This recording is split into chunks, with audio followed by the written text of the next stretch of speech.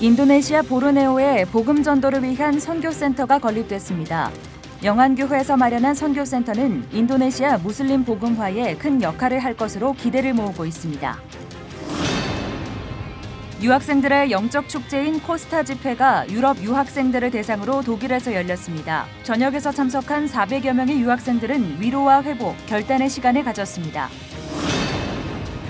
이 시대의 회복과 부흥을 위한 기도운동 세미나가 열립니다. 이번 세미나는 미국의 재부흥 운동을 주도하는 목회자 중심으로 진행되며 부흥과 회복의 장이 되길 기대하고 있습니다. 여러분 안녕하십니까? C채널 매거진 굿데이 첫 소식입니다. 네, 한반도 면적의 3배쯤 되는 인도네시아 보르네오 섬에 무슬림 복음화의 전초기지가 될 선교센터가 건립됐습니다. 2년 전 영안교회 양병희 담임 목사와 성도들이 보르네오를 방문해 현지 선교사의 비전을 듣고 동참을 결단하며 시작된 건축이 이번에 완공의 결실을 맺었습니다. 조홍현 기자가 보도합니다. 영안교회가 2년 동안 기도하며 준비한 인도네시아 폰티아낙 미션센터가 완공돼 현지에서 감사와 기쁨을 나누는 시간을 마련했습니다. 영안교회 파송 강신호 선교사가 인도네시아 복음 전파의 사명을 이어온 지 29년.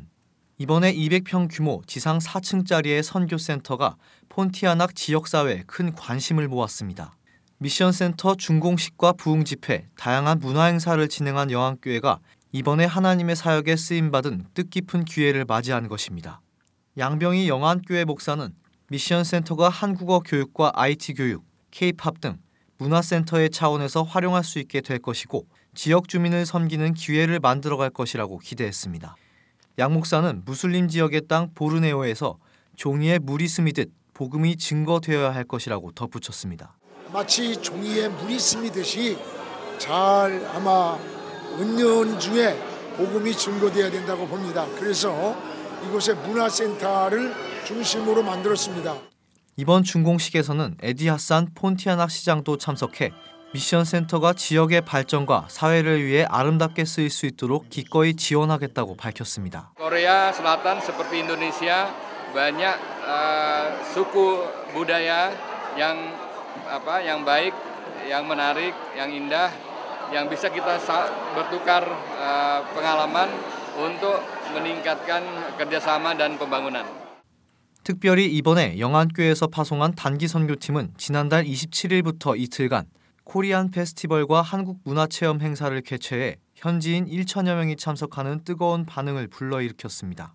현지 목회자는 무엇보다 참석자의 90%가 무슬림이었지만 기독교에 대한 반감 없이 많은 사람들이 참여한 것은 유례가 없는 일이라며 기쁨을 감추지 못했습니다. Dan kami merasakan ada persaudaraan yang sangat erat antara orang Pontianak dengan orang Korea Selatan. Ini semua karena kebaikan dan kemurahan Tuhan dan pertolongan Tuhan bagi kita yang begitu mengasihi Tuhan.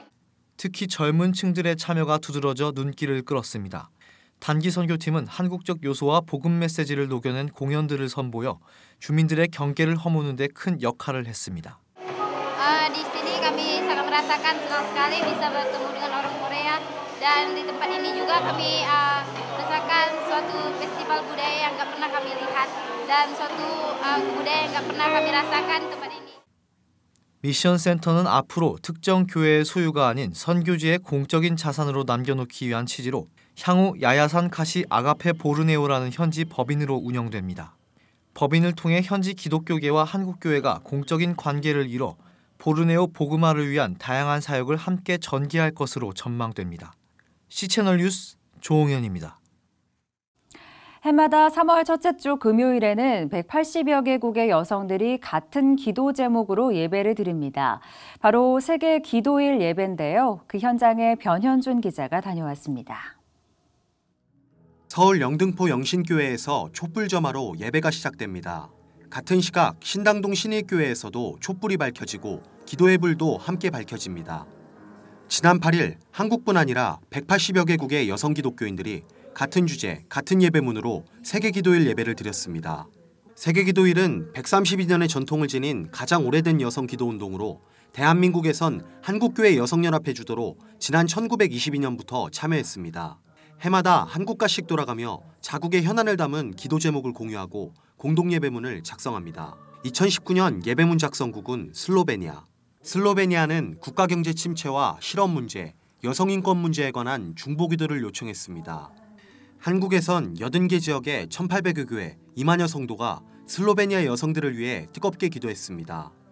서량옥 영등포 지역 회장은 세계기도일 예배가 많은 이들에게 알려져 함께 은혜를 나눌 수 있기를 바란다고 밝혔습니다. 기도하면서 준비하는 우리 여성들을 보면서 또 이렇게 또 사랑의 교제를 나누면서 이것이 많은 분들에게 알려져서 정말 많은 분들이 함께 참여해서 이렇게 은혜되는 시간이 됐으면 좋겠습니다. 한 자리에 모여서 기도하면서 서로 은혜 받는 귀한 시간이 되었으면 좋겠습니다. 정현진 한교여연 부회장은 세계기도일 예배는 누구에게나 열려있는 예배라며 같은 자리에 함께할 수는 없지만 같은 마음으로 드리는 뜻깊은 예배라고 전했습니다.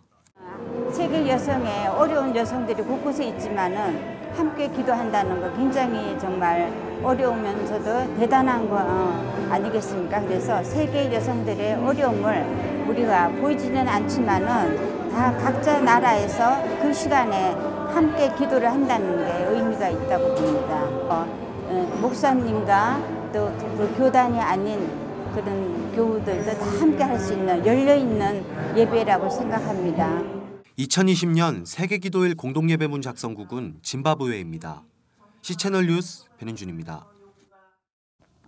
고국을 떠나 타향살이하는 이주민들에게 가장 외로운 때는 몸이 아픈 순간일 텐데요. 할렐루야 교회 의료선교팀이 몸이 아파도 치료를 받을 수 없는 이주민들을 찾아 예수님의 사랑을 전했습니다. 김효정 기자입니다. 지난 10일 경기도 남양주 안미다문화센터가 1일 진료실로 변했습니다. 내과와 치과, 산부인과, 이비인후과 등 종합병원을 방불케 하는 다양한 과목의 진료가 진행됩니다. 비싼 병원비에 말도 잘 통하지 않아 병원 생각은 엄두도 내지 못했던 이주 노동자들의 얼굴에 미소가 떠나지 않습니다. It's already 2 weeks past. I did not go to hospital when my eyes got hurt. As foreigners, it's difficult to communicate to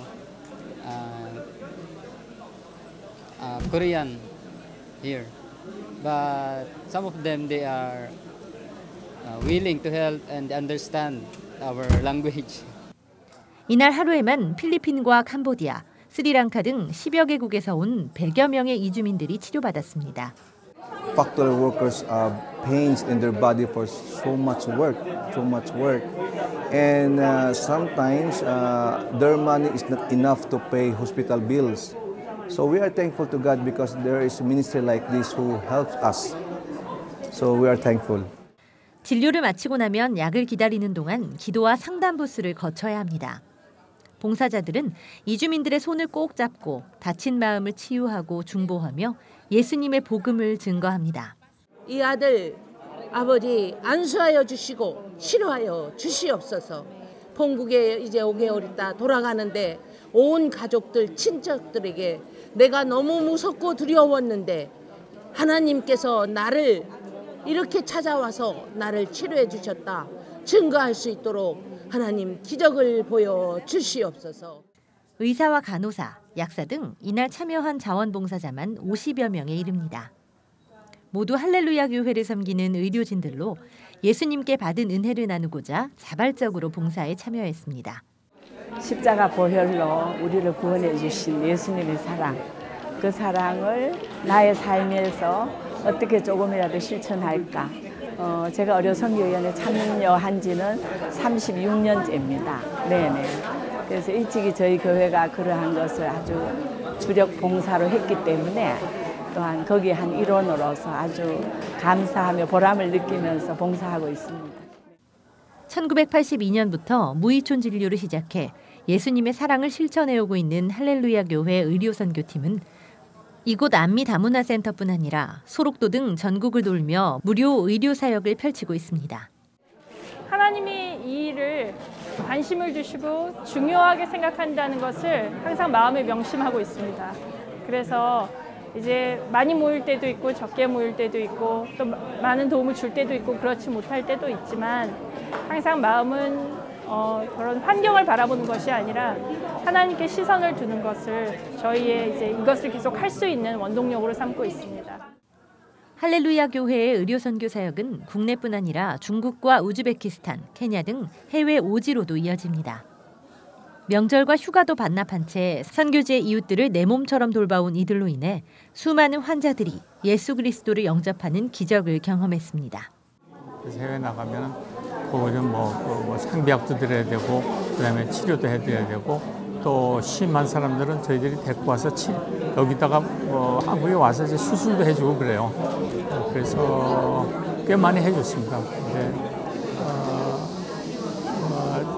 지금도 계속 하고 있고요. 금년에도 한 3번 정도 나갈 예정이에요. 30여 년째 이어지고 있는 할렐루야 교회 의료 선교팀의 조용한 사역을 통해 외로운 이웃에 대한 그리스도의 사랑이 꽃을 피워나가고 있습니다. C채널 뉴스 김효정입니다. 낙태죄 폐지 반대 국민연합 등 시민단체들이 헌법재판소 앞에서 세계 여성의 날을 맞아 낙태죄 폐지를 주장하는 여성단체들의 기자회견에 대한 맞불 집회를 열었습니다. 낙태죄 폐지 반대 시민단체들은 원치 않는 임신과 삶의 걸림돌이 된다는 이유로 생명을 무참히 살해하도록 부추기는 건 끔찍하고 야만스러운 일이라고 비판했습니다. 시민단체들은 인간이 생명을 마음대로 뺏을 수 없다고 보고 낙태가 인간 편의에 의한 살인행위라고 규탄했습니다. 태아의 생명권과 여성의 자기결정권은 비교 자체가 불가합니다. 편의주의와 이기주의에 기반한 여성의 자기결정권을 이유로 조남한 태아의 인권이 보호받지 못하는 건 야만스러운 일입니다. 고귀한 생명인 태아가 일방적으로 생명을 유린당하도록 방치하는 건 인류 양심에 반하는 반인권적 행동입니다. 이에 맞서 모두를 위한 낙태죄 폐지 공동행동 등 단체들은 성평등과 여성의 섹슈얼리티를 보장할 수 있는 사회적 정치적 변화와 더욱 광범위하고 전전력을 대상으로 하는 포괄적인 성교육과 사회 인식의 변화를 요구한다고 주장했습니다.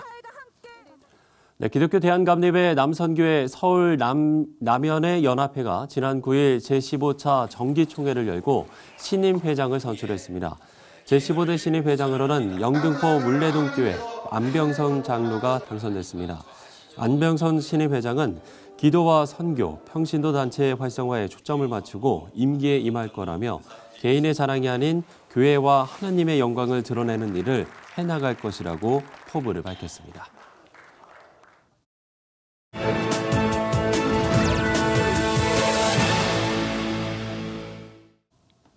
2019 유럽 코스타가 유럽 전 지역에 흩어져 있는 유학생들이 모인 가운데 뜨거운 기도와 예배로 진행됐습니다. 네, 그럼 유럽 코스타 상임 대표 독일의 안창국 목사 전화 연결해서 소식 들어보도록 하겠습니다.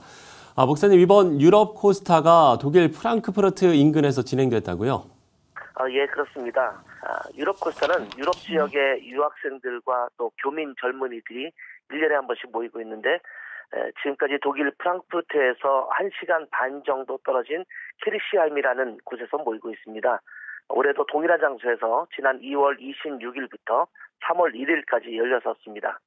이번에는 부산 수영록교회의 이규현 목사님, 미국 타코마 제일침례교회의 최성은 목사님, 또 전주 바울교회의 신용수 목사님, 또 캠 대학선교회의 이문민 목사님, 임마누엘 교회의 이성훈 목사님, 김해 행복나눔교회의 김현철 목사님, 또 주 우크라이나 대사이신 이양구 대사님, 파테라 가수이신 김선희 자매님, 또 월관 현대정교회 탁지원 소장님을 비롯해서 15명의 귀한 강사님들이 섬겨주셨는데 유럽 전역에서 참석한 400명이 넘는 젊은이들이 3박 4일 동안 시종일관 큰 은혜가 가득한 그런 시간이었습니다. 네, 유학생들은 타지에서 오래 생활하다 보니 갈급한 마음일 때가 많을 텐데요. 이들에게 좀 위로가 되는 곳이 현지 또 한인교회일 것 같습니다. 유학생들과 한인교회의 유기적인 관계도 필요해 보이는데요. 어떻습니까? 예, 맞습니다. 요즘 한국의 교회들에서 젊은이가 점차 사라져가고 있다는 소식을 많이 듣습니다. 해외에서도 그 사실을 피부로 함께 느끼고 있는데 실제로 예전에 비해 유학생들 중에 기독교인의 비율이 많이 줄어들고 있습니다. 그렇기 때문에 외국에 있는 한인교회들을 찾아오는 젊은이들도 많이 줄어들고 있는 형편입니다.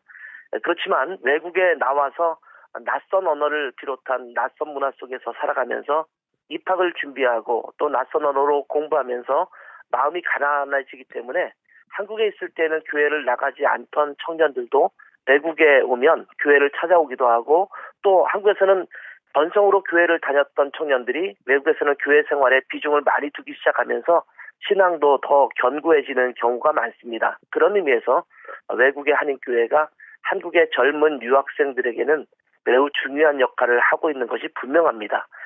그런데 유럽에 있는 대부분의 한인교회들은 숫자적으로도 열악한 편이고 또 재정적으로도 열악한 편이기 때문에 청년들을 모아서 집중적으로 신앙 훈련을 하기에도 어려운 부분도 많습니다. 이러한 상황에서 유럽코스터는 이런 젊은이들이 함께 모여서 정말 훌륭한 강사님들을 통해서 집중적으로 말씀을 배우고 또 같은 연령대가 모여서 뜨겁게 찬양하면서 영적으로 재충전되는 소중한 기회를 갖게 됩니다. 실제로 코스터를 통해서 예수를 만나서 거듭나는 청년들도 많고 예수 그리스도께 인생을 헌신하는 청년들도 많아서 코스타가 인생의 전환점이 되는 경우를 많이 보게 됩니다. 한국교회의 미래를 준비한다는 측면에서도 코스타는 매우 중요한 역할을 톡톡히 감당하고 있는 셈입니다. 네, 우리가 다음 세대를 걱정하다가도 이런 청년들이 있다는 것에 안도하게 되고 또 다시 희망을 얻게 되는데요. 네, 그렇습니다. 아무래도 집회를 주관하신 우리 목사님들도 그러실 것 같습니다. 어떻습니까? 한국교회의 소식을 듣다 보면 다음 세대를 염려하는 마음이 저절로 들게 되는데요. 유럽 코스타를 비롯한 전 세계 코스타 사역을 보면서 그래도 희망의 빗줄기가 남아있음을 보면서 다행이라고 여길 때가 많습니다. 젊은이들이 성경적 가치관보다는 세상의 흐름에 따라 휩쓸려 가게 되고 교회가 이 세대의 젊은이들에 대한 영향력을 잃어가고 있는데 코스타와 같은 사역을 통해서 이 세대를 거슬러 하나님의 뜻대로 살아가려는 젊은이들이 세워진다는 것이 얼마나 큰 보람인지 모릅니다. 아마 세상은 점차 더 비성경적이 될 것입니다. 그렇지만 이런 젊은이들이 다음 세대에 여전히 성경적 가치로 세상에 맞서서 하나님의 나라를 확장하는 귀한 일꾼으로 남은 자처럼 세워지리라 믿습니다. 이 비전과 소망으로 유럽 코스타의 사역을 아주 기쁨으로 잘 감당하고 있습니다. 생각날 때마다 유럽에 있는 대한민국 젊은이들이 유럽의 한인교회를 통해서 또 유럽 코스타를 통해서 하나님의 사람으로 잘 세워지도록 기도해 주시기 바랍니다. 네, 유럽 코스타에 참석한 청년들의 소식을 들으니까 한국교회의 희망을 다시금 바라보게 됩니다. 안창근 목사와 얘기를 나눠봤고요.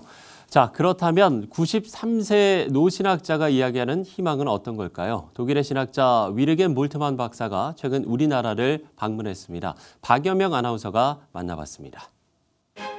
탁월한 지성과 따뜻한 감성, 실천적 경험을 바탕으로 사회 속 교회의 역할에 대해 목소리를 높여온 현 시대 최고의 신학자. 어느덧 93세가 된 위르겐 몰트만 독일 튜빙겐 대학 명예교수가 3.1운동 100주년을 기념한 올해 다시 한번 한국을 찾았습니다. Wir haben heute Professor Dr. Jürgen Moltmann. Wir danken Ihnen für die Zeit. Zuerst können Sie sich vorstellen für unsere CI-Channel Zuschauer?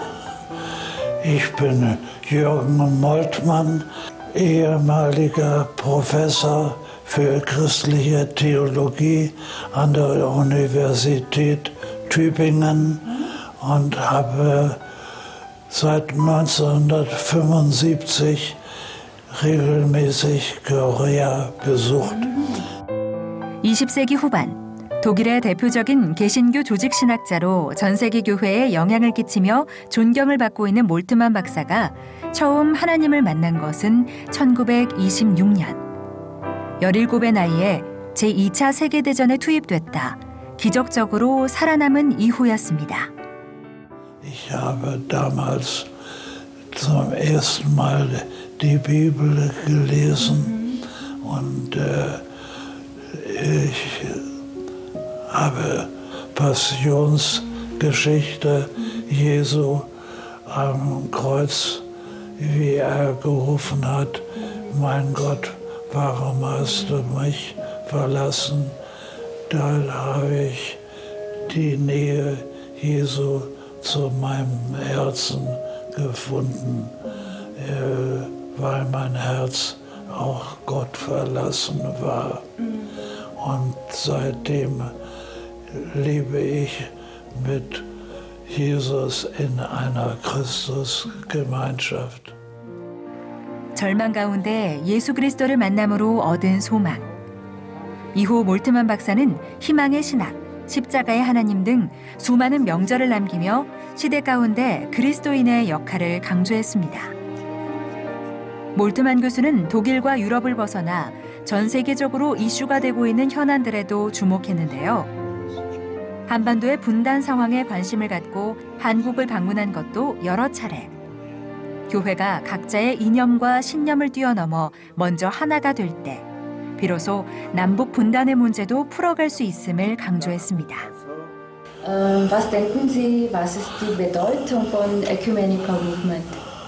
Ja, das ist parallel zu den Vereinten Nationen. Eine Christenheit, eine Herde. Die Kirche ist eine und die gibt es nur im Singular.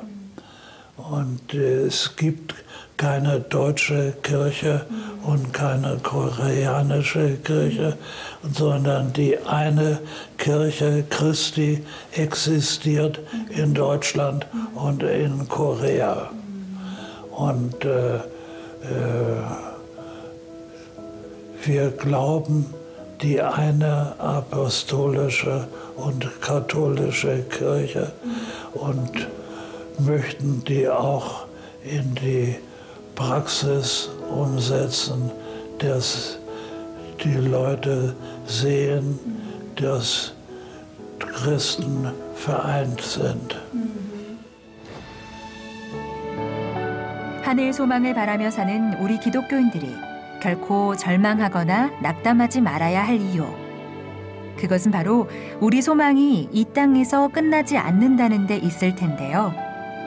그 소망을 가진 자들이 먼저 하나가 되어야 하는 이유 역시 하나님이 창조하신 세계 가운데 아직도 신음이 끊이지 않는 곳들이 있기 때문일 겁니다. 호흡이 차오르기도 거동이 불편하기도 하지만 93세의 몰트만 교수가 멈추지 않고 희망을 말하는 이유도 여기에 있었습니다.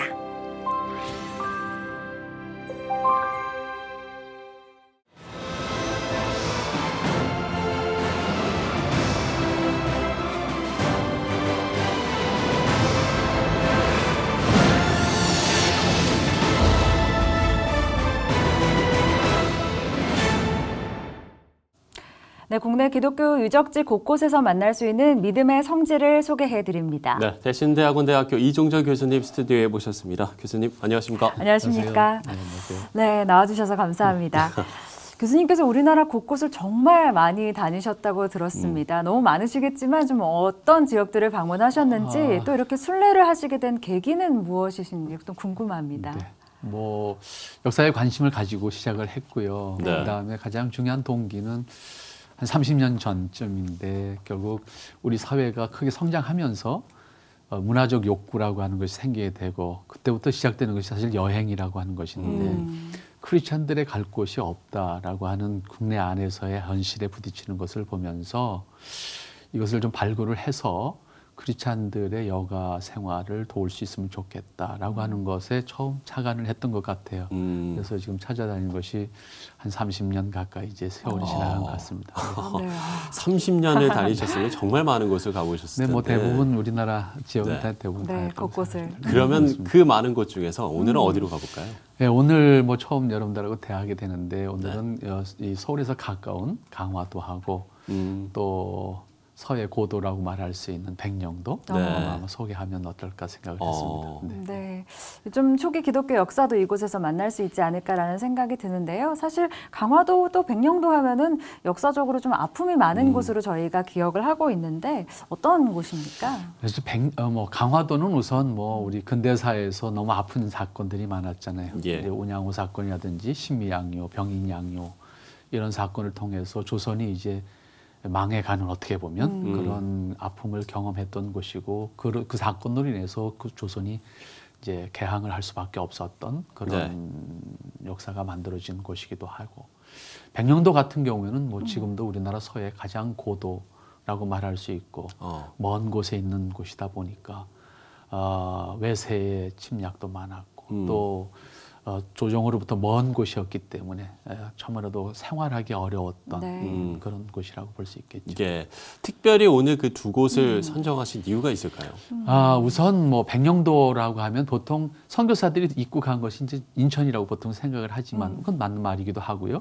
또 부산 쪽의 사람들은 부산에 먼저 왔다 이렇게 거쳐왔기 때문에 사실 부산이라고도 말하기도 합니다. 그런데 네네. 그보다도 이전에 사실 우리나라에 복음을 전한다라고 하는 어떤 목적을 가지고 찾아왔던 두 사람의 선교사가 있었습니다. 그 한 사람이 이제 칼 귀슬라프라고 하는 사람이었고 그 이후에 온 사람이 토마스 목사님이라고 하는 분이었는데 네네. 이분들이 사실 조선을 찾아오는 가장 첫 번째 들렀던 장소가 백령도입니다. 네.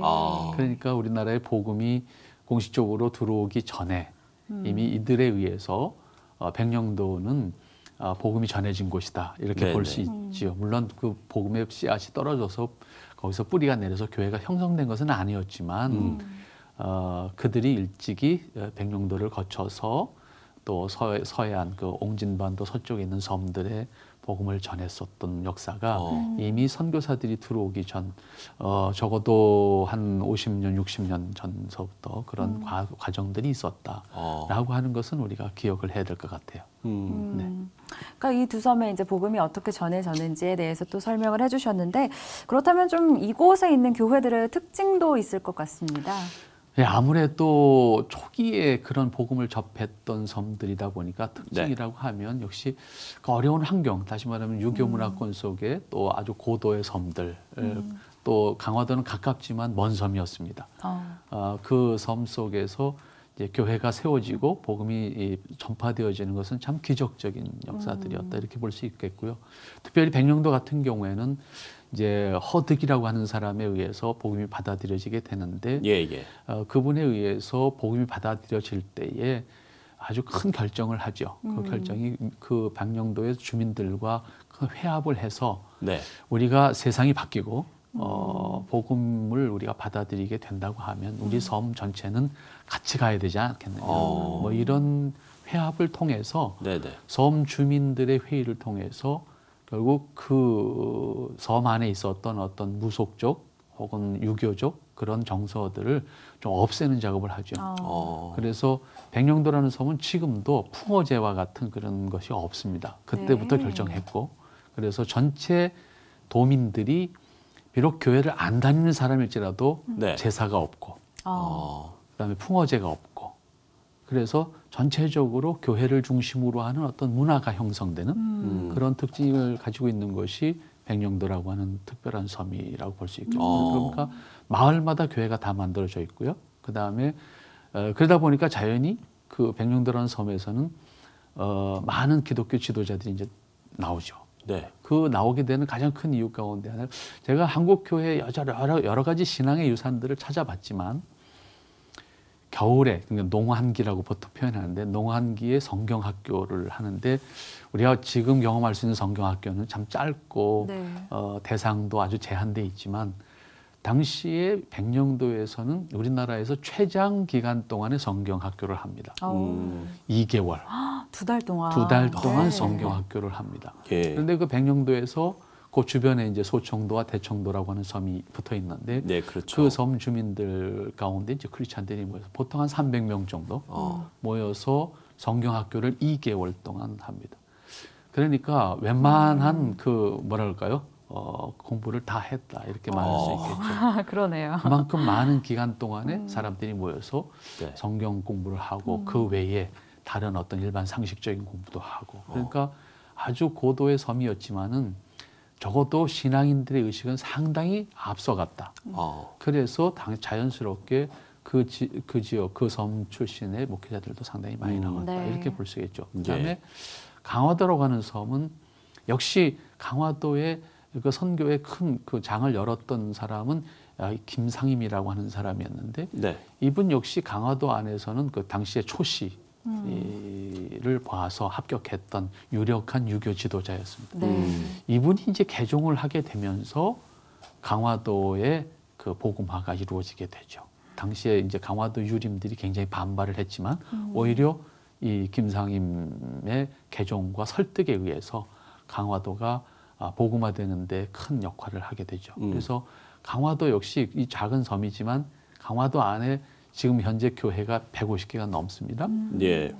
그렇게 많은 교회가 만들어질 수 있었던 것의 출발점이 바로 이 김상임이라고 하는 사람의 개종에 의해서 시작되는데 그분에게 이제 복음을 전했던 사람은 이제 존수 선교사라고 하는 사람이었고요. 그 다음에 또 하나의 가장 강화도에서는 특징이 있는 것은 네. 강화도에는 이제 성공회가 사실은 선교 거점으로 삼았던 곳이 서울이 아니고 강화라고 하는 섬이었습니다. 아주 독특한 케이스죠. 네. 우리나라에서는. 영국 사람들이다 보니까 당시에는 내륙에는 이제 길이 없었던 시대다 보니까 네.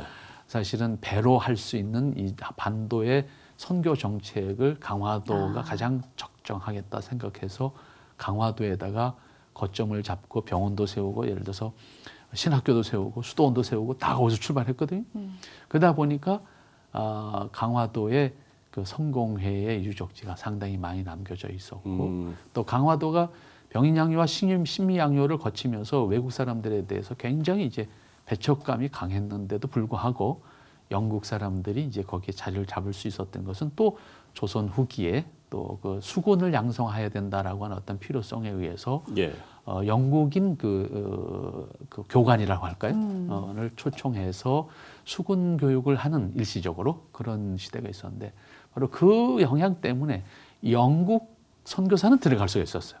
다른 나라 선교사는 못 들어가도 그런 것들이 또 영향을 미쳐서 강화도에는 일찍이 성공회가 자리를 잡을 수 있었다. 이렇게 네. 또 볼 수가 있습니다. 아니 강화 백령도에 정말 이 믿음의 역사가 깊다라는 생각을 다시 한번 하게 됐고 이 시간을 통해서 정말 우리가 믿음의 땅에 발을 딛고 살아가는구나라는 생각이 들었습니다. 그래서 우리의 또 신앙도 마음가짐도 조금은 달라져야 하지 않을까라는 생각이 들었는데요. 그렇습니다. 네, 오늘 이종전 교수님 모시고 이야기 나눠봤습니다. 여기서 마무리하도록 하겠습니다. 고맙습니다. 네, 감사합니다. 네.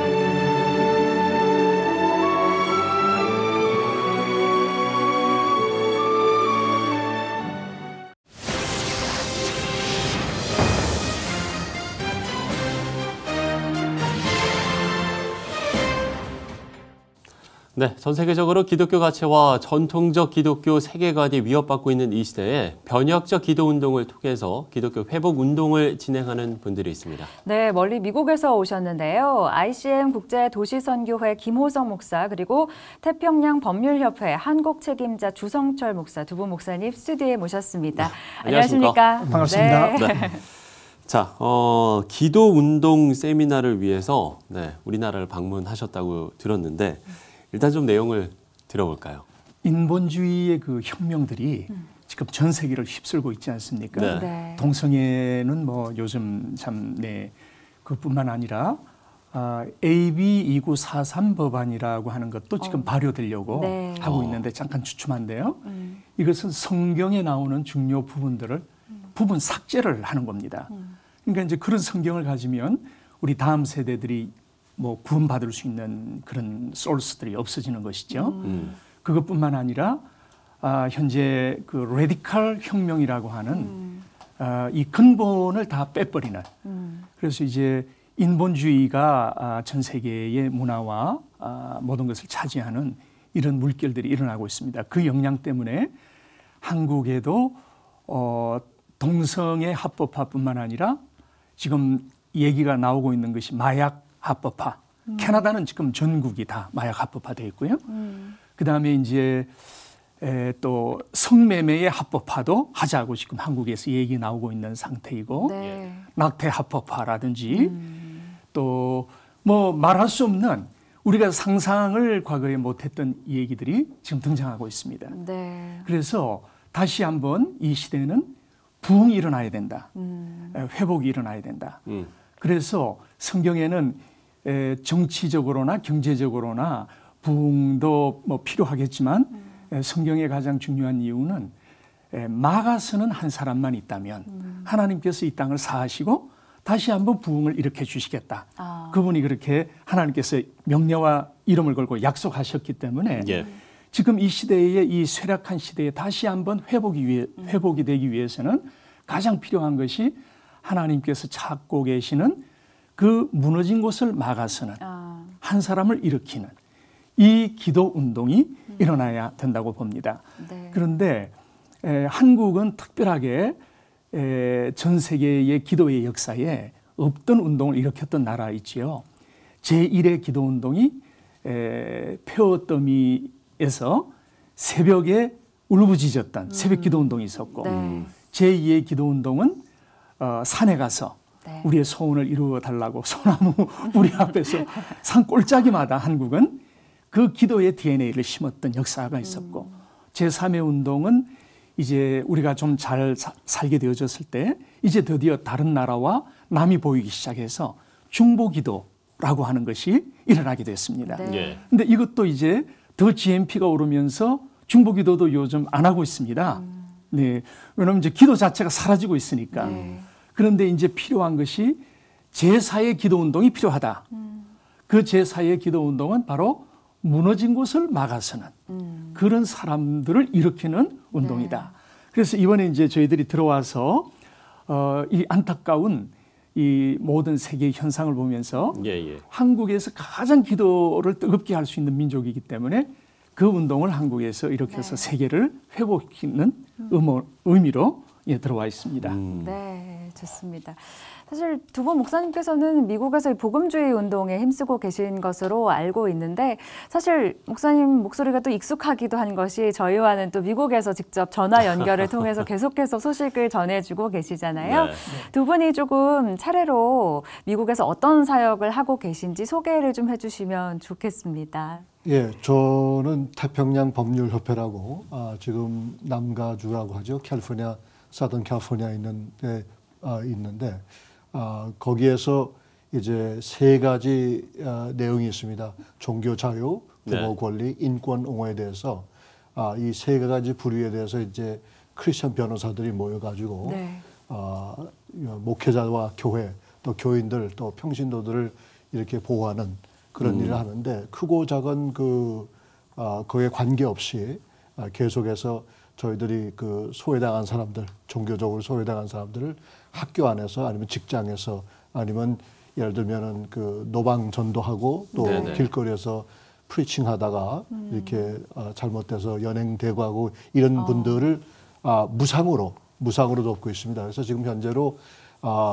그 블루 스테이트라고 그래가지고 캘리포니아, 오레곤, 그 다음에 그 워싱턴 스테이트가 완전히 극진보주의 그 주인데 거기에 이제 우리 사무실을 다 개설해 놓고 미국 50개 주에 적어도 1000여 명이 되는 협력 변호사들이 있습니다. 크리스천 변호사들이. 그분들이 있어서 50개 주에 있는 여러 가지 많은 그 종교적인 이슈, 학생 또 부모의 권리 같은 거를 그런 케이스가 있으면 저희들이 그 현지에 있는 그 각 주에 있는 그 변호사들하고 협력해서 이렇게 해왔는데 지난 한 21년 됐습니다. 올해가 22년째 지금 하고 있는데 옛날에 그 에드윈 미스라고 미 연방 법무장관이 저희 협회 자문위원으로 계시고 그래서 지금 상당히 활발하게 움직이고 있습니다. 예. 두 분의 좀 말씀을 들어보니까요. 정말 중요한 일을 하고 계신다라는 네. 생각이 듭니다. 앞서서 김 목사님께서 이게 전통적 기독교 가치관을 흔드는 많은 문제들이 있다라고 말씀을 해주셨잖아요. 네. 지금 미국 내에서도 교회에 상당히 어려움들이 좀 있을 것 같아요. 어떤 것들이 좀 있을까요? 주 목사님부터 좀 들어볼까요? 예, 그렇죠. 이제 분명 종교 자유가 있는 건 사실인데 네.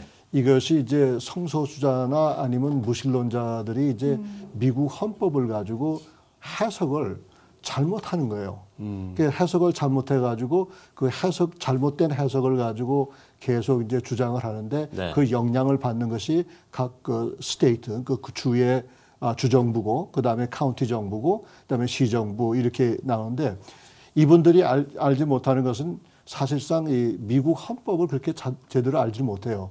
그런 가운데서도 자기네가 있는 구역에서 그 자치법을 만들어 가지고 학교나 직장이나 이렇게 어려움을 주는데 그럴 때마다 실질적으로 이 변호사님들이 들어가서 예. 그 이제 교회를 보호하는데 예를 들면은 이제 그 교회가 있는데 누가 길거리 가던 사람이 예를 들어서 화장실을 사용한다고 그러잖아요. 그러면 화장실을 사용하는데 남자분이 여자 화장실을 들어가는 거예요.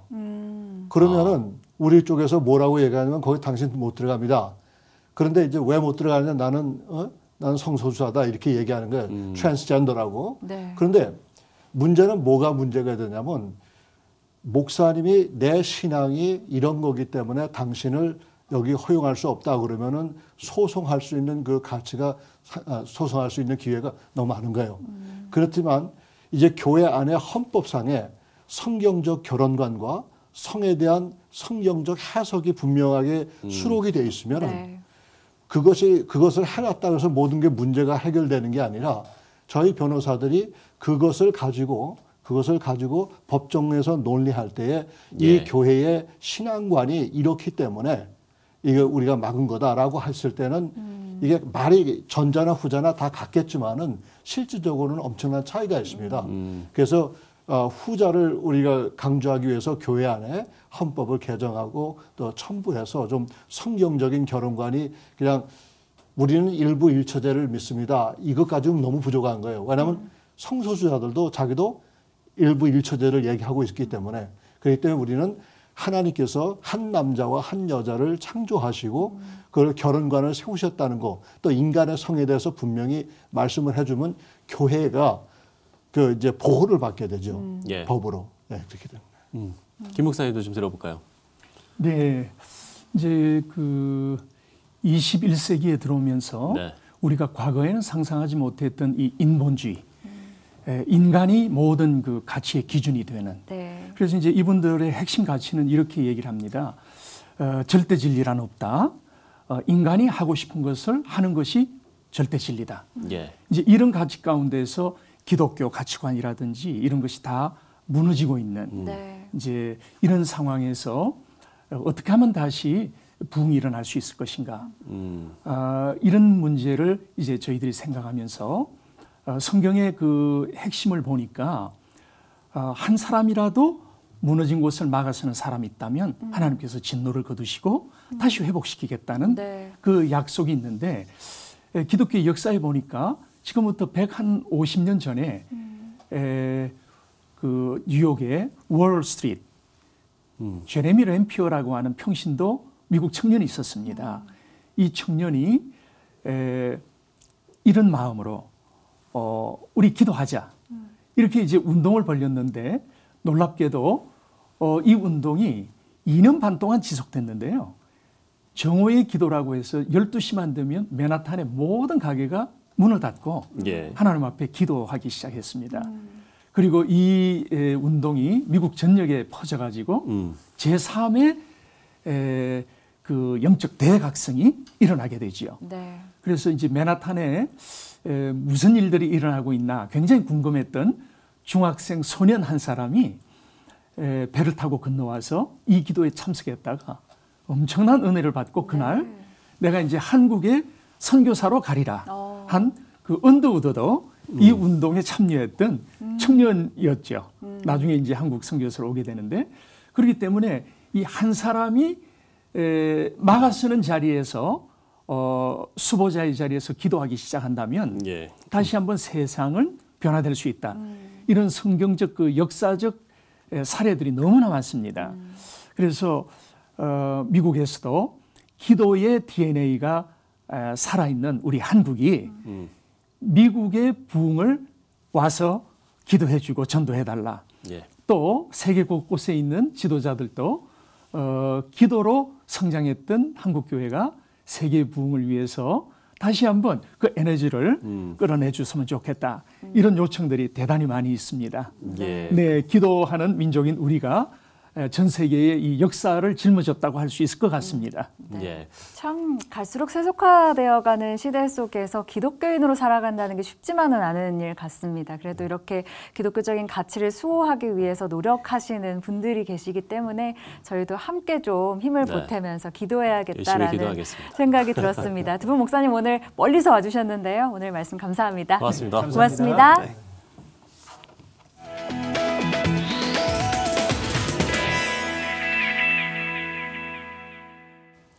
네, 네팔과 인도에 이어 몽골에서도 사역하던 한국 선교사들이 대거 철수하는 상황이 벌어지면서 몽골 선교에도 빨간불이 켜졌습니다. 네, 아시아권 국가들을 중심으로 선교 사역 제약이 커지면서 선교 위축에 대한 우려도 더욱 커지고 있습니다. 네, 선교사 파송과 재배치 등 실질적인 논의에 좀 더 속도를 내야 할 것으로 보이고요. 또 이를 위한 기도 잊지 않으셔야겠습니다. 네, 시채널 매거진 굿데이 오늘 순서는 여기까지입니다. 시청해주신 여러분 고맙습니다.